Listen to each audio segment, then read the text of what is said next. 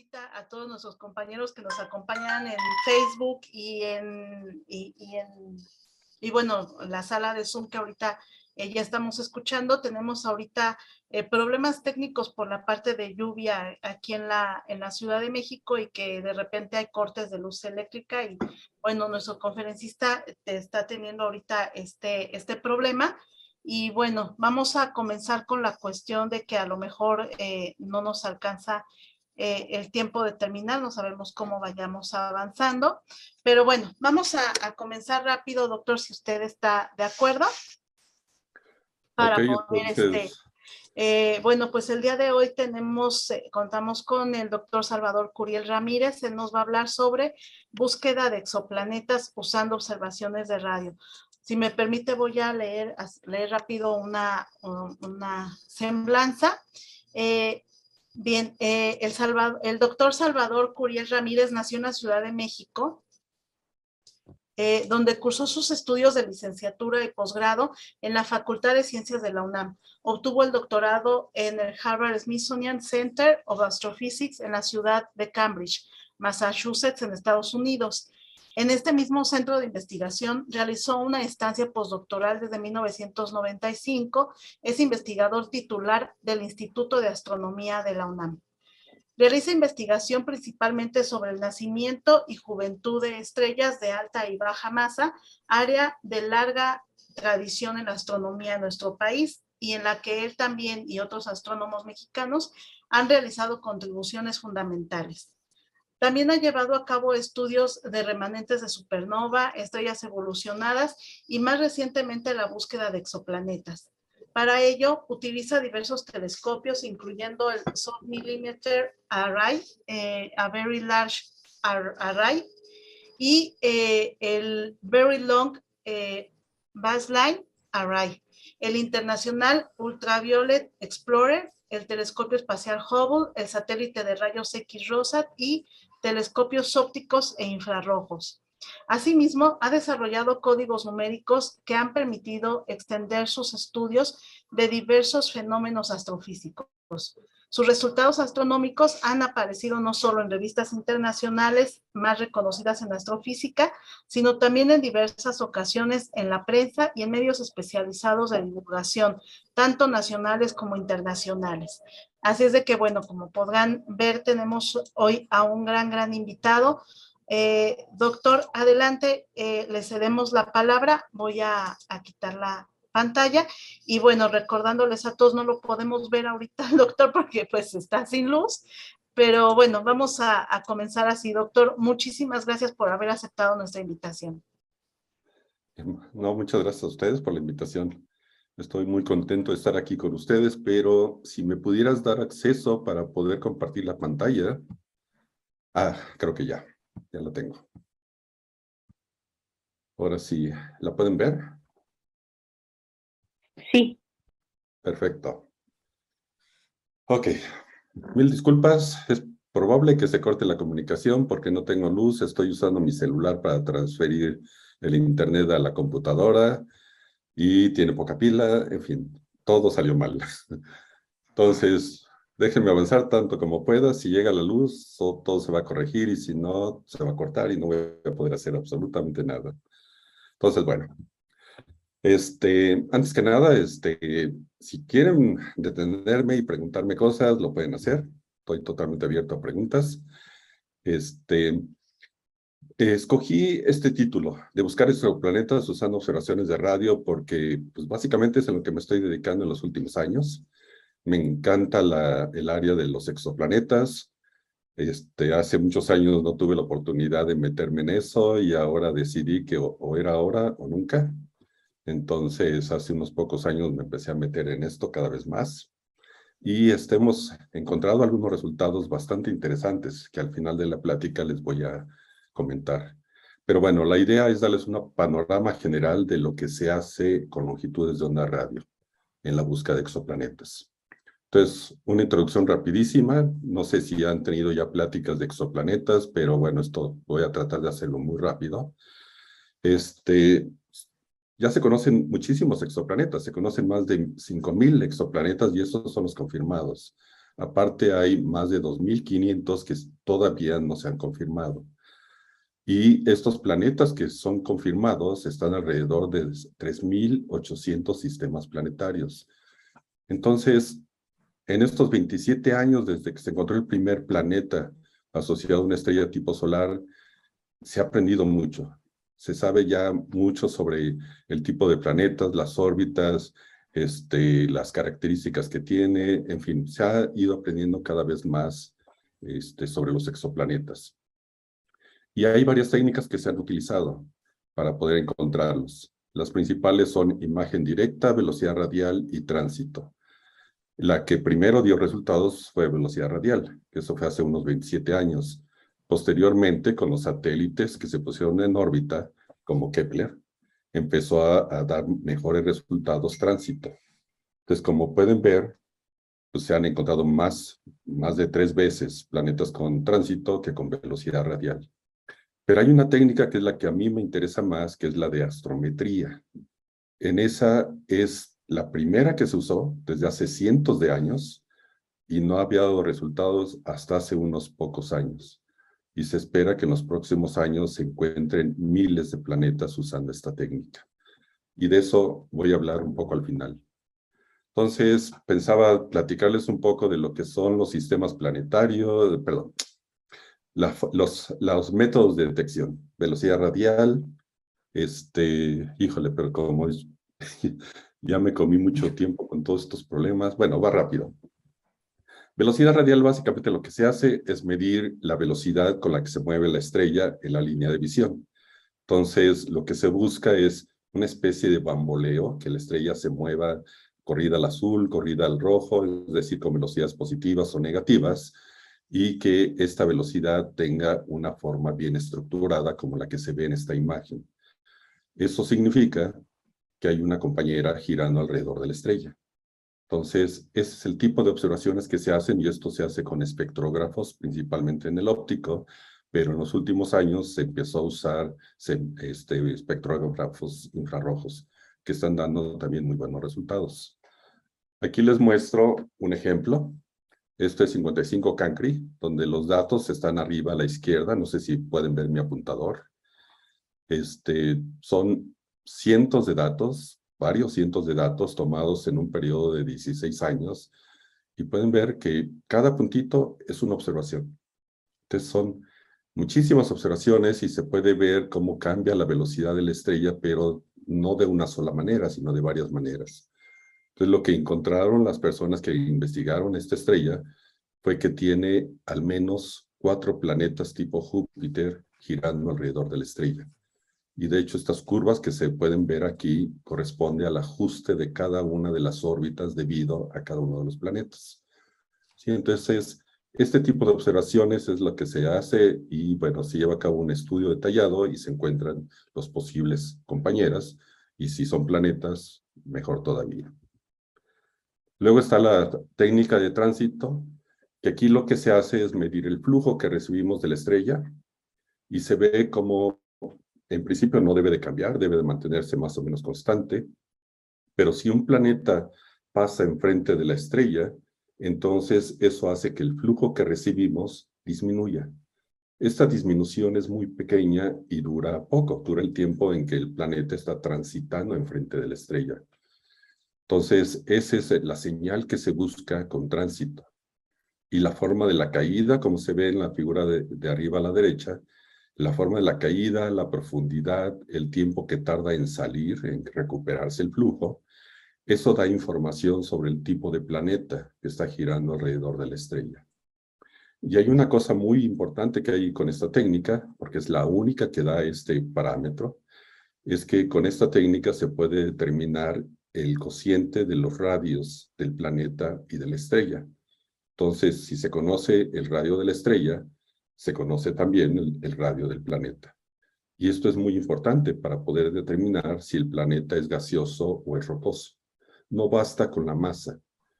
O sea, hay mucho que todavía no sabemos y entonces es mejor determinar la densidad del planeta y en base a lo que se conoce del sistema solar, se puede determinar si es rocoso o es gaseoso.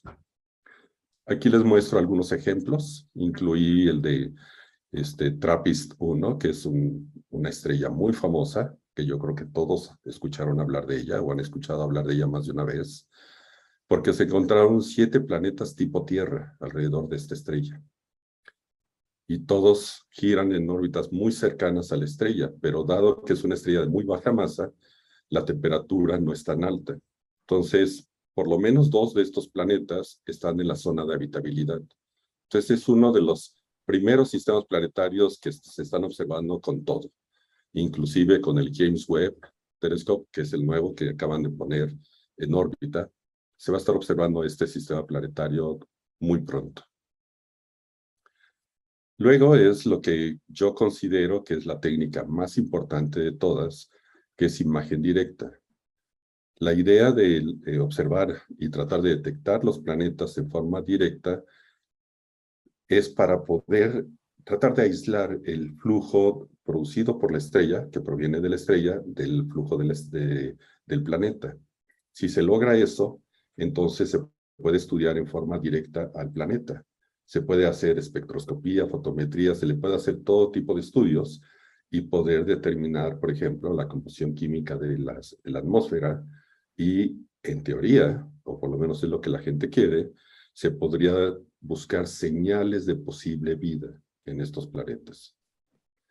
Entonces, esta es una técnica que es muy difícil de llevar a cabo, pero en los últimos 10 años lograron desarrollar técnicas muy especiales, con mucho ingenio para poder ocultar la luz de la estrella y poder ver la luz de los planetas. Y se está logrando.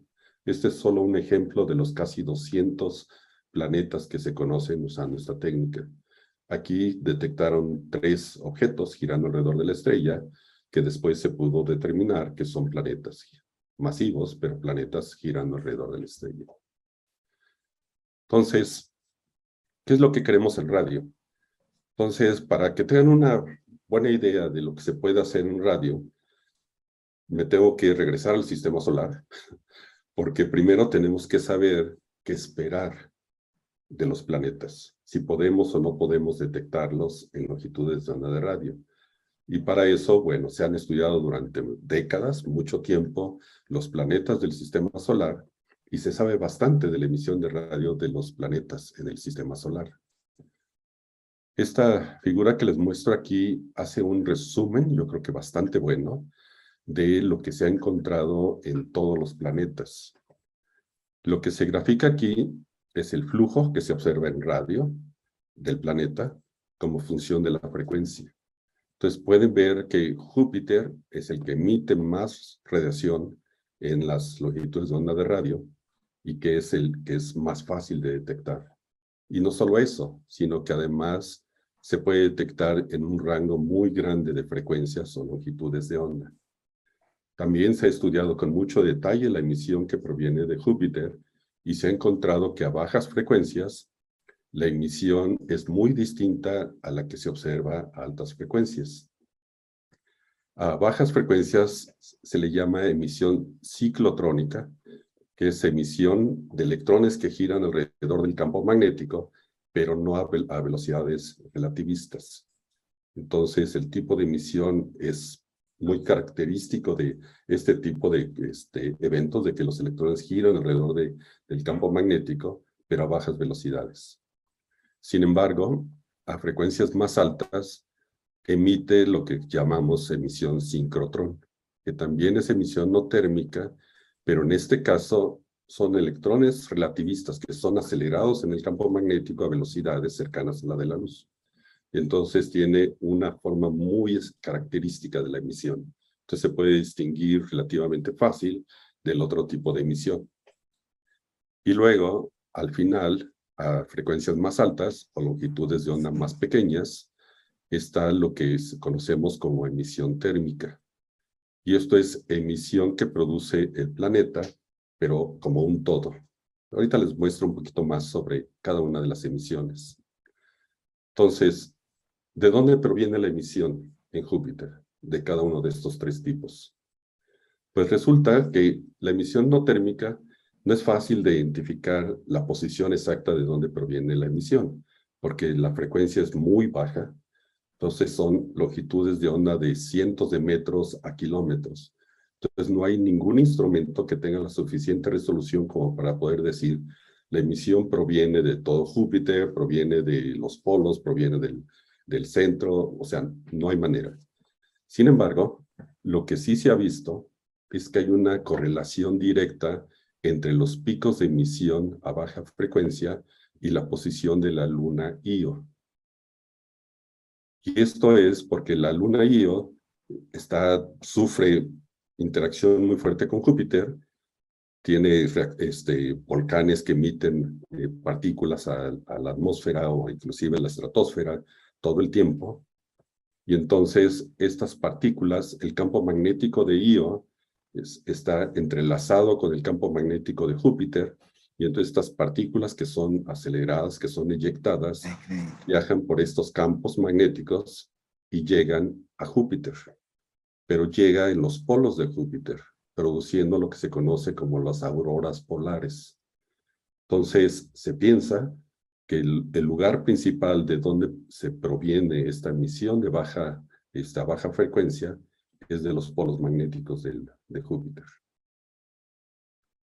Por otro lado, la emisión sincrotrón que se observa en Júpiter, esto sí se ha podido ver con mayor resolución usando el VLA, por ejemplo, con interferómetros muy potentes y que tienen resolución muy pequeña, que se puede resolver fácilmente a Júpiter. Se ha observado que la emisión proviene del ecuador. Entonces, lo que se ha encontrado es que esta emisión es producida en una como nube de electrones que rodea a Júpiter y que interacciona con el campo magnético ecuatorial de Júpiter. Entonces, estos electrones son acelerados a velocidades relativistas y producen la emisión en radio que se observa. Entonces, aquí les muestro una imagen obtenida con el VLA a 6 centímetros, que muestra que es como una especie de dona alrededor del planeta en la parte ecuatorial. El tercer tipo de emisión proviene de todo Júpiter, y esto es porque es emisión térmica. Esto lo que quiere decir es que, bueno, seguramente saben, todos los cuerpos emiten radiación porque estamos a una temperatura dada. Entonces, los planetas, su temperatura depende principalmente de la distancia a la que se encuentran del Sol. Mientras más cerca están del Sol, están más calientes, como Mercurio, y mientras más lejos están del Sol, están más fríos, como Urano, Neptuno y Plutón. Entonces, dada la distancia, cada planeta tiene una temperatura, y esto es porque reciben la radiación del Sol, la absorben, el planeta emite radiación, y entonces hay un equilibrio, una temperatura de equilibrio. Y esa es la temperatura del cuerpo negro que emite en todas las longitudes de onda, pero dada la baja temperatura de Júpiter, emite principalmente en radio. Entonces, esta es una imagen obtenida con ALMA, y como pueden ver, se pueden ver inclusive estructuras, se pueden ver anillos en Júpiter, porque la temperatura no es completamente uniforme. Hay mezclado, hay parte de la atmósfera sube y baja, o sea, hay cosas que hacen que no sea uniforme la temperatura en Júpiter. Estos son los instrumentos actuales que se usan en este momento, que son los mejores, los más potentes para estudiar este tipo de emisión. El de la izquierda es LOFAR, que es un interferómetro de baja frecuencia, que de hecho son antenas dipolares, no son realmente antenas como las que se ven a la derecha, sino que son dipolos que se conectan entre ellos y se ponen clústeres de dipolos en varios lugares, que de hecho los pusieron en varios países en Europa, y con eso crearon una especie de interferómetro y pueden observar con muy alta resolución los objetos en el cielo. Entonces, este es el instrumento que en este momento es el mejor instrumento para observar a bajas frecuencias. El segundo es el VLA, que este es un interferómetro que tiene 27 antenas, está en Nuevo México, en Estados Unidos, y este interferómetro lleva como 40 años funcionando y sigue funcionando porque ha sido muy importante en la radioastronomía. Fue el instrumento más poderoso y sigue siendo el instrumento más poderoso en la región centimétrica. Entonces, es un instrumento muy especial y muy importante y se usa en la región centimétrica principalmente, porque se puede observar desde 90 centímetros hasta 7 milímetros. Luego está, desde luego, ALMA, en la región milimétrica, que es el que ayuda a ver la parte térmica de los planetas. Entonces, esto es un instrumento relativamente reciente y que es muy poderoso, es el más poderoso que hay ahorita en el mundo, en la parte milimétrica.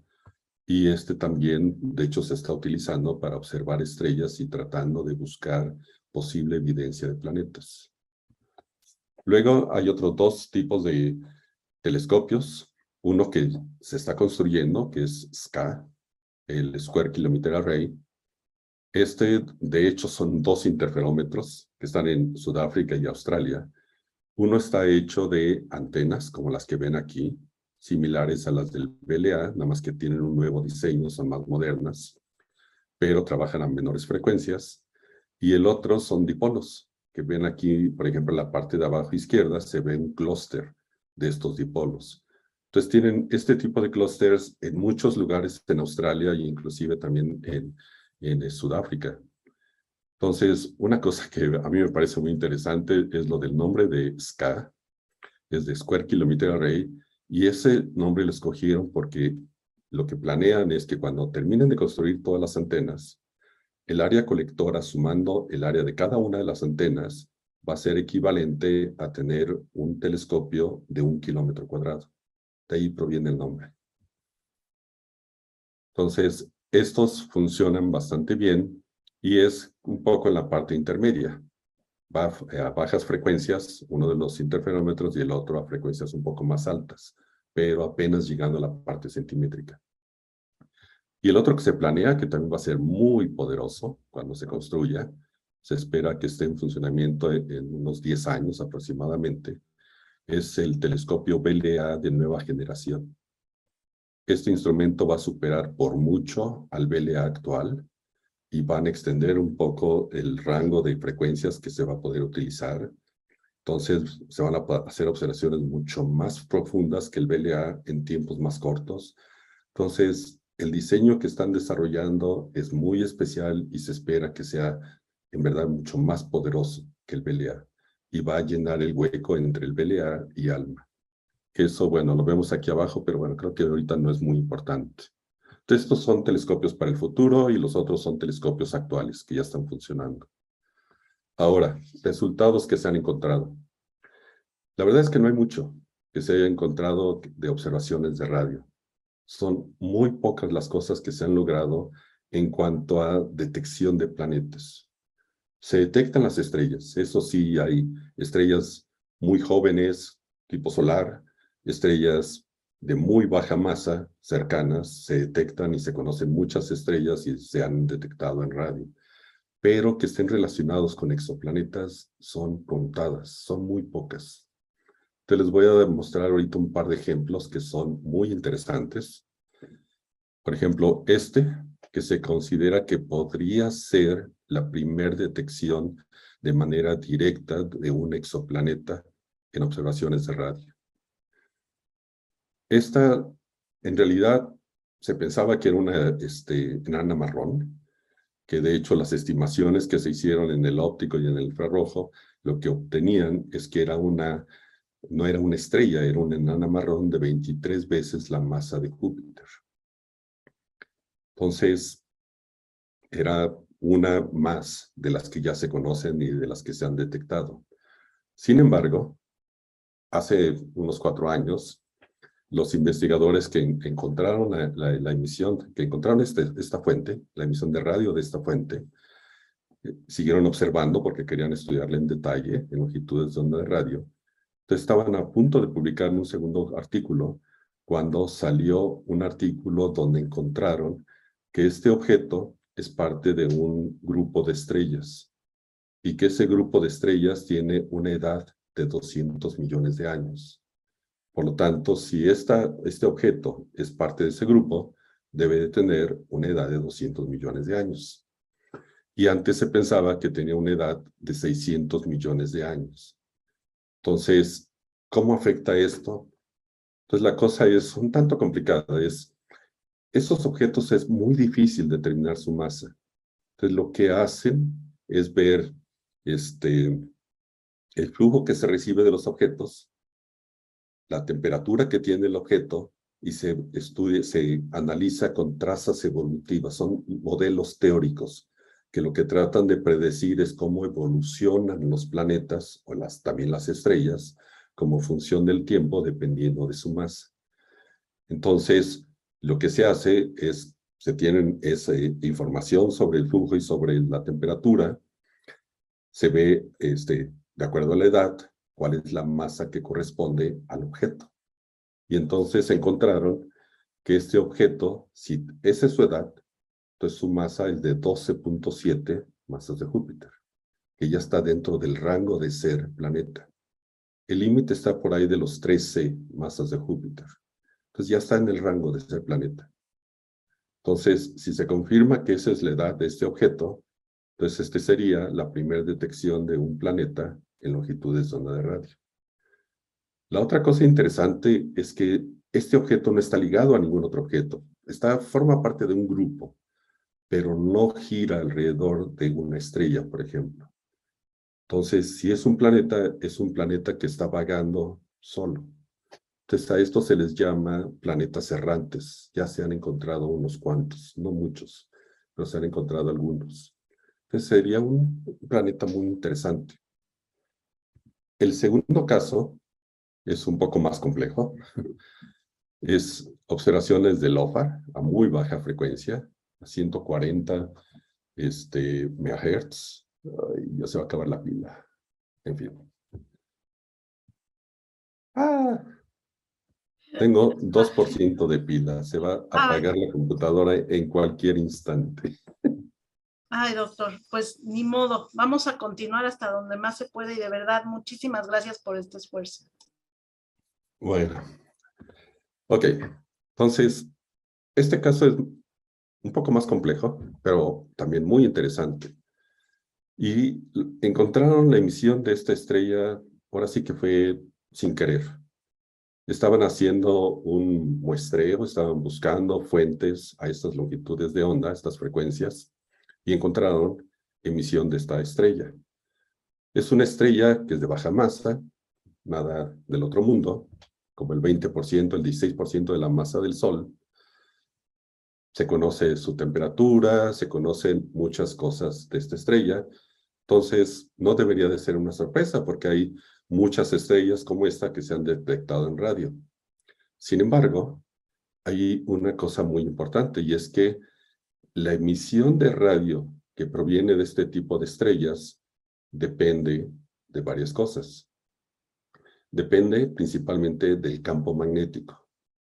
Y el campo magnético depende de la velocidad de rotación de la estrella. Y la velocidad de rotación de la estrella depende de su edad. Entonces, mientras más jóvenes son las estrellas, tienen campos magnéticos más intensos y por lo tanto producen más emisión de radio. Si no cumple con esas características, entonces no se detectan en radio. Entonces, en teoría, esta estrella no debería de tener emisión de radio porque tiene su periodo de rotación, es de 125 días, que es un tanto parecido a la rotación del Sol. No se ha podido medir el campo magnético. Entonces es una estrella más evolucionada. Entonces no debería de tener emisión de radio. Entonces, a lo que llegaron, después de analizar todas las posibilidades, las personas que publicaron el artículo en Nature, su conclusión fue que la única manera de explicar la emisión de radio era a través de la interacción de un planeta con la estrella. Entonces, si el planeta está suficientemente cerca de la estrella, el campo magnético del planeta interacciona con la estrella. Algo muy parecido a lo que ocurre con la luna Io y Júpiter, que están muy cerca y el campo magnético de los dos interacciona. Entonces, si este es el caso, entonces partículas del planeta pueden viajar a través del tubo de campo magnético que une al planeta con la estrella y caerían en el polo magnético, los polos magnéticos de la estrella. y caerían con alta velocidad porque son acelerados en el tubo por el campo magnético.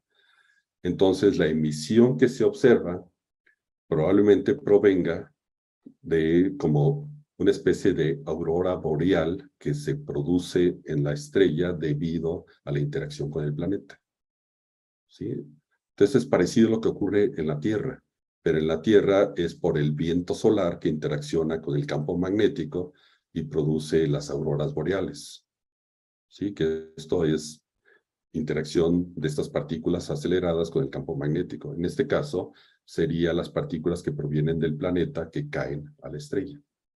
Entonces, yo creo que es una idea muy, muy interesante.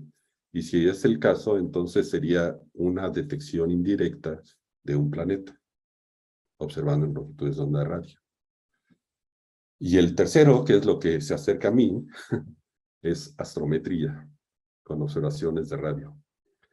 No me va a dar tiempo, pero trataré de ver hasta dónde llego. Entonces déjenme irme más adelante. La idea de la astrometría es observar con muy alta precisión la posición de la estrella, observarla en muchas épocas y entonces obtener algo como lo que se ve en esta animación y tratar de explicar su movimiento.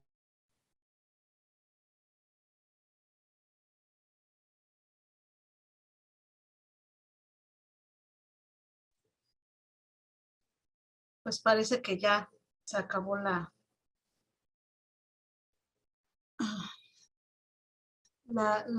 cuestión de aquí es que, bueno, el doctor Todavía estaba... está con nosotros, espérame, todavía está con nosotros, ¿Sí? está en participantes.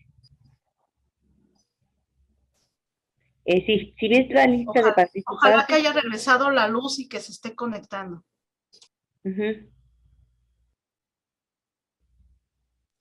Vamos a esperar unos minutitos, bueno, un ratito, para ver qué sucedió.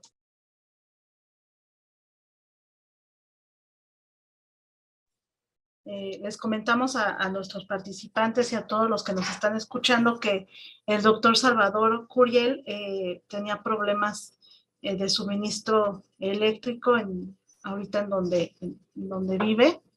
Entonces, bueno, nos dijo desde un principio que no sabía si iba a poder concluir, pero parece que sí, física ya no lo tenemos aquí. Sí, ya no está. Pues qué lástima, vamos a esperar que se pueda conectar o que regrese la luz en donde él está. Mientras, no sé si tenga alguien algún comentario.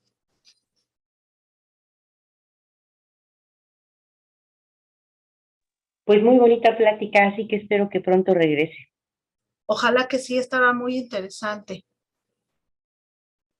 Muy, muy interesante. Mariluz Graterol se entiende, nos sí, ahorita hacía mucho que no teníamos estos problemas de luz en México, pero ya los estamos teniendo muy recurrentes, entonces hay que esperar a que se solucione esta cuestión, esperemos.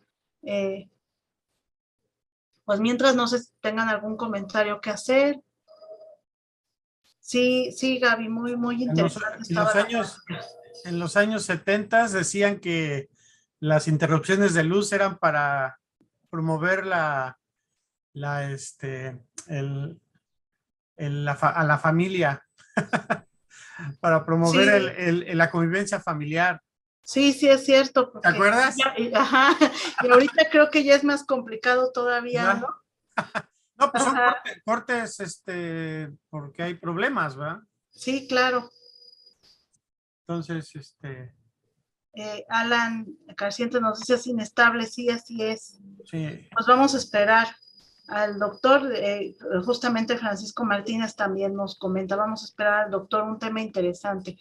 Ojalá que sí se pudiera conectar nuevamente, porque la verdad sí estaba muy, muy interesante. Sí. El tema, y bueno, física, ahorita con la parte del telescopio James Webb, también una de las cuestiones que podemos esperar es justamente encontrar más exoplanetas, ¿no? Son cosas diferentes. El James Webb está mirando hacia el exterior, hacia espacios muy lejanos. O sea, estamos tratando de ver el cielo profundo. Y en el caso de la radioastronomía, estás identificando planetas asociados a estrellas. Eso está un poco más cerca. En la evolución del universo, si nos vamos hacia la parte más alejada de nosotros, es decir, hacia el inicio, si camináramos hacia el inicio del universo, nosotros estaríamos recurriendo hacia el rojo, la línea de observación, que es lo que hace el James Webb, capturar la información que está hacia el rojo. O sea, está caminando, tratando de capturar, ahora sí que con su cubeta, la luz que viene de más lejos. Hay fuentes en el camino que pueden emitir en infrarrojo y que también se las va a encontrar, pero tiene toda la intención de buscar lo más antiguo, o sea, quiere conocer cómo era un poco hacia el inicio del universo. Y en el inicio del universo no tenemos planetas, o sea, los planetas se van a formar muchísimo después. Entonces esos están mucho más cerca de nosotros que lo que sería hacia el origen del universo. ¿Sí me entienden? Ujú. Sí, sí, sí. Oh, no, tienen apagado el micrófono todos. Sí, Gracias. sí. Perdón, sí, física. Muchas gracias. Sí. No, porque cuando nosotros estamos observando, digamos que tú abrieras ventanas para mirar al exterior de lo que es tu casa. Y dependiendo de la ventana que abres, es en la dirección en la que miras. En el caso de la astronomía, tenemos lo que es la atmósfera que nos permite, o sea, nos deja pasar información en la región del visible y en la región del radio del espectro electromagnético. Eso no quiere decir que no se esté emitiendo en todas las regiones. Eso es porque la atmósfera cubre el resto de la radiación. Ahora, cuando nosotros miramos colocando un telescopio en el espacio, estamos mirando la radiación en todo el espectro electromagnético. Ahora, cuando nosotros vemos algo que está muy lejos, debido a la distancia, va a haber un corrimiento hacia el rojo si se aleja y un corrimiento hacia el azul cuando se acerca. Los objetos se están moviendo. Pues los objetos más lejanos están hacia el rojo y esos son los que estamos buscando con el James Webb. Pero, por supuesto, no dejas de buscar con el Hubble en el visible, con el Rosat en rayos X, con los instrumentos en radio, ¿sí? O sea, el universo es tan amplio, tan gigantesco, que estás buscando en todas las longitudes de onda qué cosas hay. Y son tan poquitos astrofísicos que pues no cubren todo el espectro electromagnético ni todo el universo. Y entonces se hacen grupos de trabajo y cada uno va poco a poco como mineros, escarbando lentamente a conocer un poco lo que es el universo. Pero es un trabajo lento, pesado, organizado, y se va reuniendo información como un rompecabezas, despacito. ¿Sí? ¿Dudas? Pues no, Hay no. una Víctor.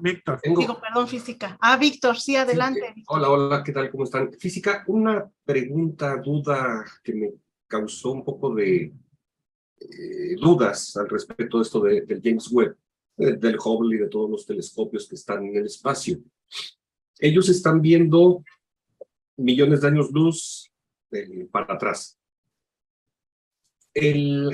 La luz que están viendo ellos con estas imágenes sería la misma que nosotros aquí en la Tierra estamos viendo planteo la pregunta de esta manera. El web está a 1,5 millones de kilómetros de nosotros. Está aumentando infinidad de aumentos para alcanzar a ver objetos muy lejanos que nosotros desde la Tierra no podemos ver. La luz que llega de esos objetos, por ejemplo, la galaxia que descubrió hace unos días, esa luz que llega corresponde a ese tiempo exactamente, 230, 250 millones de años, o se puede, ¿cómo decirlo? Se pudiera recortar debido a los aumentos que está teniendo el telescopio esa distancia, esa edad. No sé si quedó claro en la pregunta. Dos preguntas. La primera, la luz que viene del universo, de esa galaxia que se observa en el infrarrojo, no la puedes ver tú desde la superficie de la Tierra.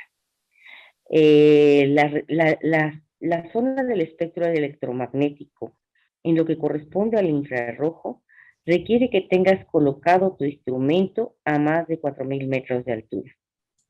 Y entonces, si tú no cuentas con un instrumento a una altura mayor a esa, pues en tu cubeta no cae ninguna radiación.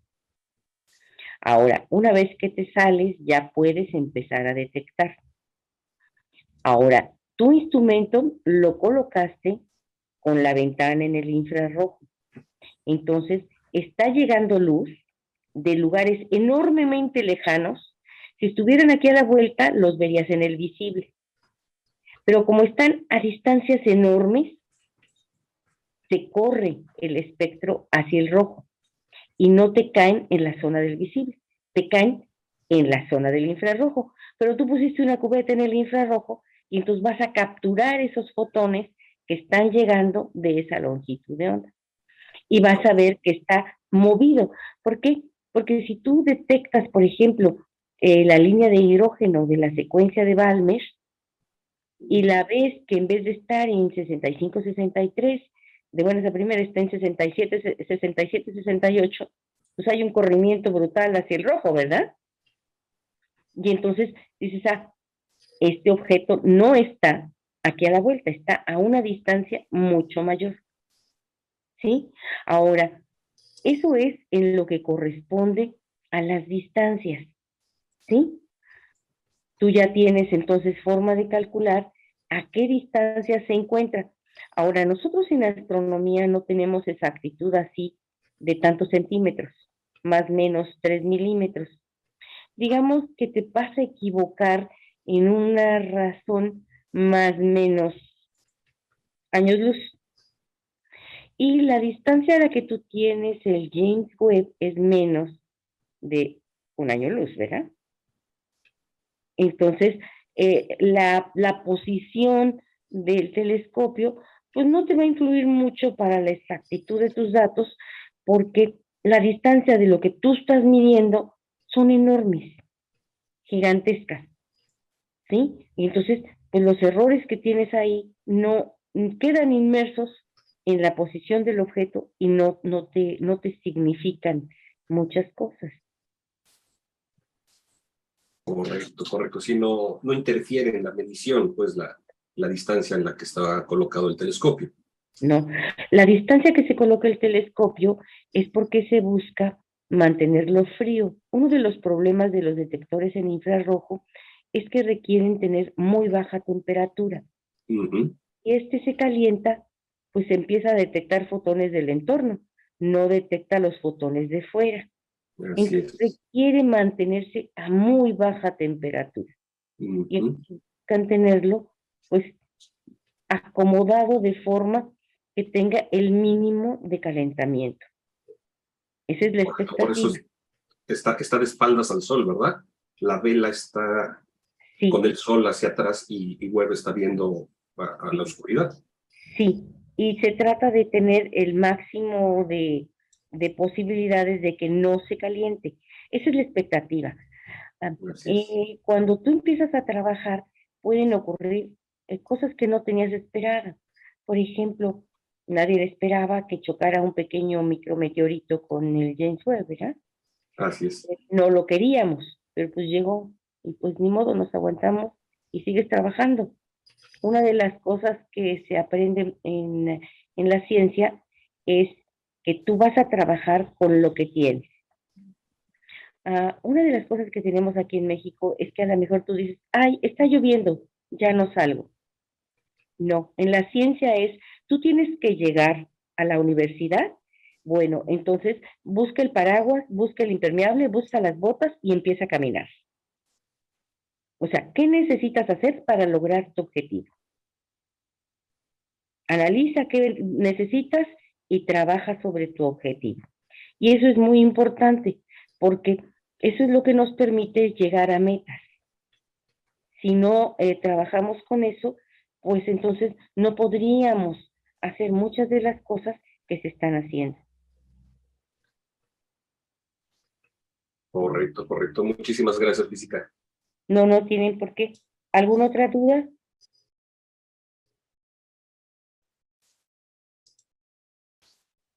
¿Alguien más? Dicen que ya no tienen dudas. Eso es maravilloso. Sí. Yo A ver, tengo muchas. Así que un comentario. Un comentario. Por lo que veo, las detecciones, la observación de este tipo de cuerpos, estrellas, pues son por medio de estadísticas a decenas de años, ¿no? Entonces, me imagino que las detecciones de un planeta toman décadas. Entonces me imagino que habrá incluso detecciones que puedan tomar cientos de años. ¿Podría ser?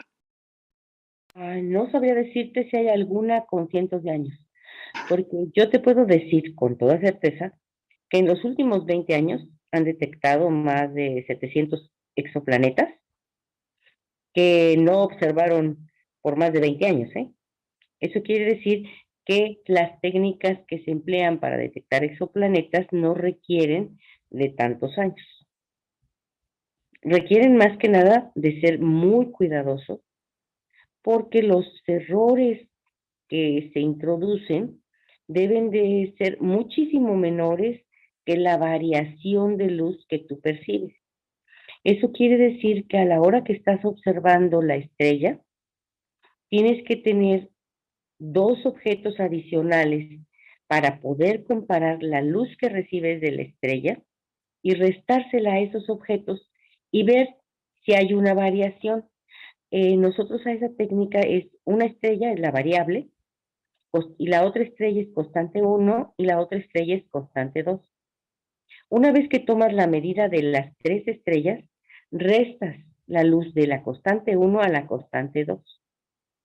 No es cero, puede tener pequeñas fluctuaciones, digamos que tiene 0.003.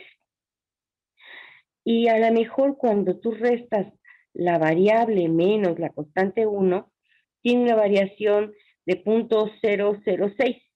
Bueno, ahí no has encontrado nada, porque tienes que tener cuando menos un valor mayor a 3 veces el error para poder decir que ahí hay algo, ¿sí? Si no, no puedes decir que ahí tienes algo. Sabemos más o menos que en variaciones ya de centésimas, de más de 0.04, seguramente tienes una variable. Luego, lo segundo es descartar por qué es variable. Es variable porque tiene una compañera, es variable porque hay algún planeta, ¿sí? Y entonces tú vas a tener que analizar un poco más a fondo esa estrella. Pero no están tomándose cientos de años porque todos estos exoplanetas que estás viendo ahorita pertenecen precisamente a este siglo XXI. Eso es lo maravilloso de este siglo. Estamos descubriendo muchísimas cosas y esta es la época que les toca vivir a nuestros hijos y a nuestros nietos. Entonces es algo maravilloso.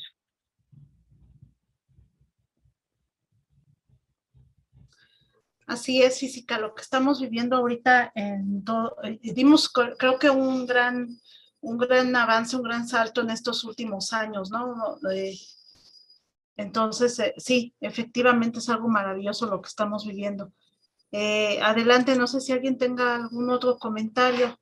Déjame darte un comentario. Sí, Para claro. los que nos están escuchando que son jóvenes con menos de 22 años, si ustedes se van a 1985, no van a encontrar que tenemos pues los grandes telescopios en el espacio. Si se mueven hacia 1995, 1997, 2000, 2010, van a encontrar que empezamos a tener los grandes telescopios en el espacio. Y que si antes veíamos solo en radio y en el visible y lo más cercano, ahora tenemos en todo el espectro electromagnético e incluso los radiotelescopios en el planeta se han unido para hacer los gigantescos arreglos de radiotelescopios. Y podemos mirar cosas que era imposible de observarse a principios de siglo. Están ustedes viviendo en el siglo XXI, en el desarrollo de medicina, de física, de química, de astrofísica, de todas las áreas del conocimiento, impresionante en computación. Entonces, traten de mantener el paso, porque les toca un siglo maravilloso. Gracias. Así es, muchas gracias, Física.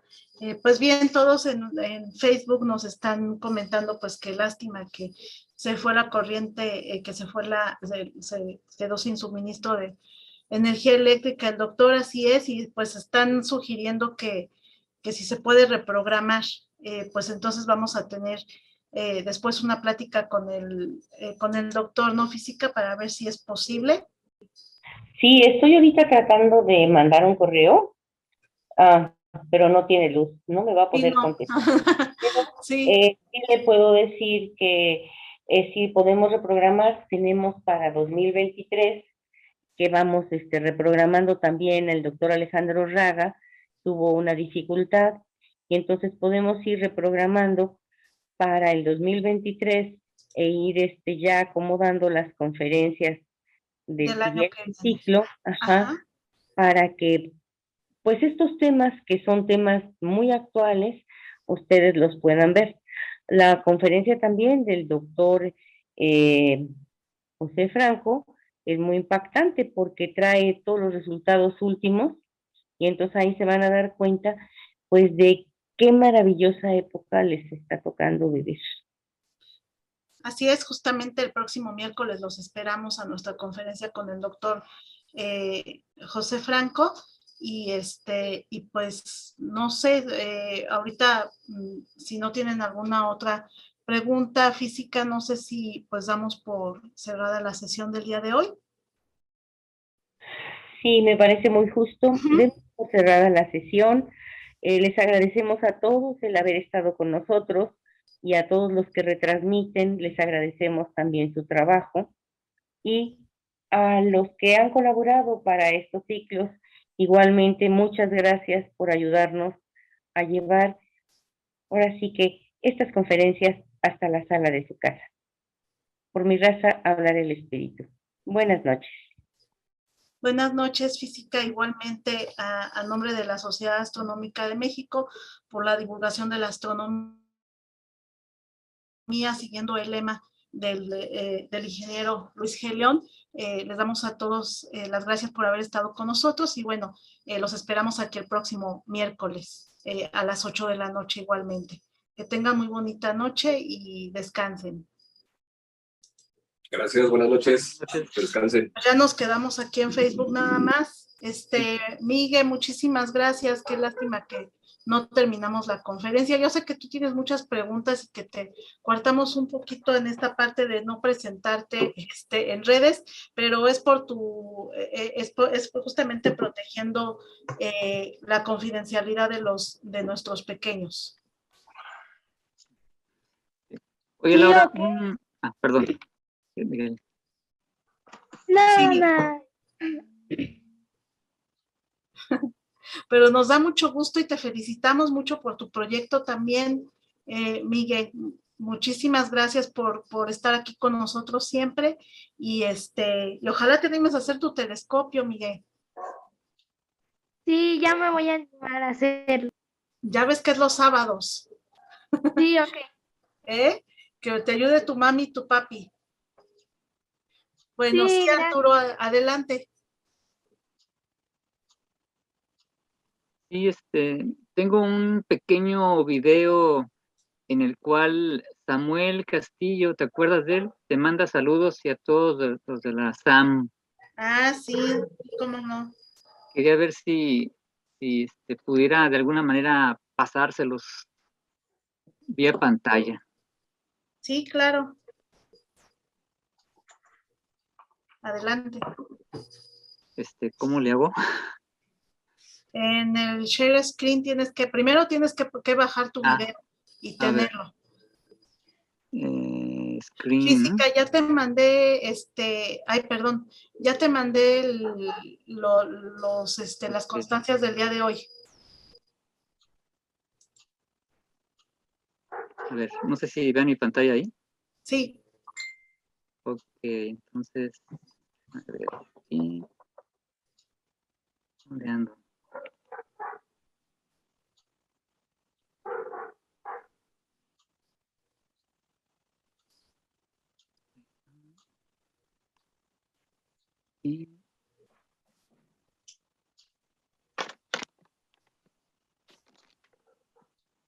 Y es Me dicen si si se puede ver.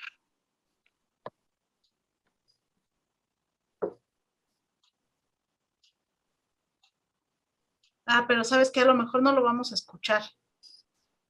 Ahí se ve. Sí se ve, pero no se escucha. Tienes que, si quieres, páralo tantito. A ver, dime. Y cuando para el share screen, o sea, ponle stop. Sí, a ver, stop. Ajá. Y luego, ¿Ya? vuelves a compartir share screen, pero del lado izquierdo de tu pantalla. Hay uno que dice compartir sonido. Uy, a ver. Hay un cuadrito que dice compartir sonido, dice share sound. Share sound. Ah, mira, sí es Ahí cierto. le pones palomita, ajá. Ya. Entonces ya compartes. Share. Ajá. Ahora sí ya, pero ahora ponlo desde un principio. Porque... A ver. Mira, está Bueno, vamos a ver igualito, con canas, pero igualito. Sí. Y saludamos a Samuel Castillo, a quien tuve el gusto de conocer en la Sociedad Astronómica de México allá por 1991. Fue un poquito antes o después del eclipse total, ¿no? Más o menos por esa fecha. Más o menos, ¿no? Y pues Antes, aquí, antes. un poquito antes, ¿no? Sí, antes. Y aquí pues les enviamos un saludo ahí a los compañeros que ahí están organizando las actividades allá en la Sociedad Astronómica de México.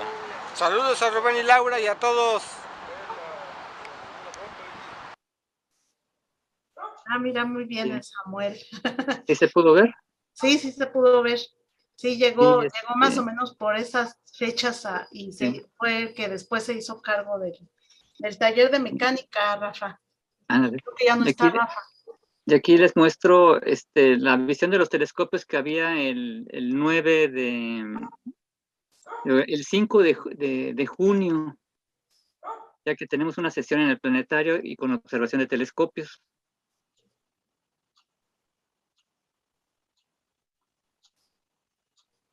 Espero se pueda ver. Hoy es martes 5 de julio de 2022 y nos encontramos en el Centro Cultural Tijuana, en el planetario. Se han traído 4 telescopios para la sesión de observación de la plática sobre el origen del sistema solar. Tenemos aquí a Jorge Nidome, ¿Qué características tiene tu telescopio? Pues aquí las puede observar, sí. Muy bien, es un 15 centímetros, ¿no? Aquí tenemos a Samuel, un telescopio que le ayudó Hay que tener cuidado ahí, Alejandro a hacer. que no le quieran tocar. Tenemos aquí Use la tapa, el teastro. Nos acompaña Eduardo Bautista con un 6. Y aquí tenemos un LXD75 MIR de unos 30 centímetros.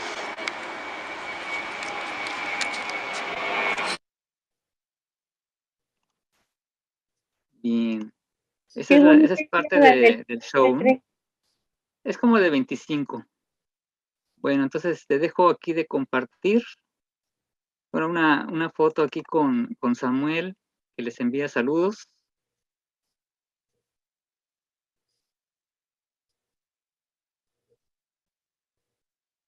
Y ese telescopio lo había traído Alejandro Gastelum, que es el que hizo el telescopio grande, ¿no?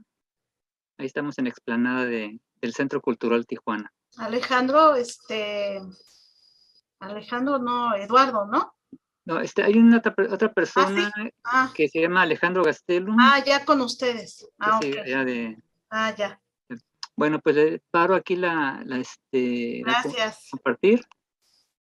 Apagando. Gracias. Listo, pues ahí está el saludo de Samuel. Gracias por permitirme pasárselo. Muy bien. Gracias a ti. Bueno, pues entonces, pues ni modo, sí, vamos a ver lo de la reprogramación de la conferencia. Bueno, lo va a ver la física más bien, porque ella es la que nos está apoyando con esto. Ya tiene todo el año lleno de conferencias. Muchísimas gracias, física, de verdad.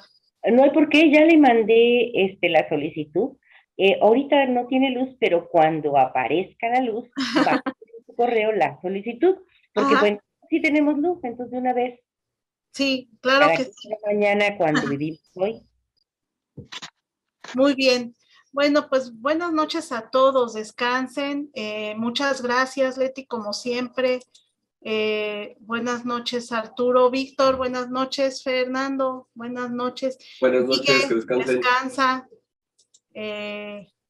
Mariluz, buenas noches. Alan, igual, de Venezuela, los dos. Buenas noches. Buenas noches, que descansen. Igualmente. Buenas noches a todos, cuídense mucho. Gracias. Igual, un abrazo. Cuídense. Bonita noche. Bye. Hasta Buenas luego. noches. Buenas noches, que descansen.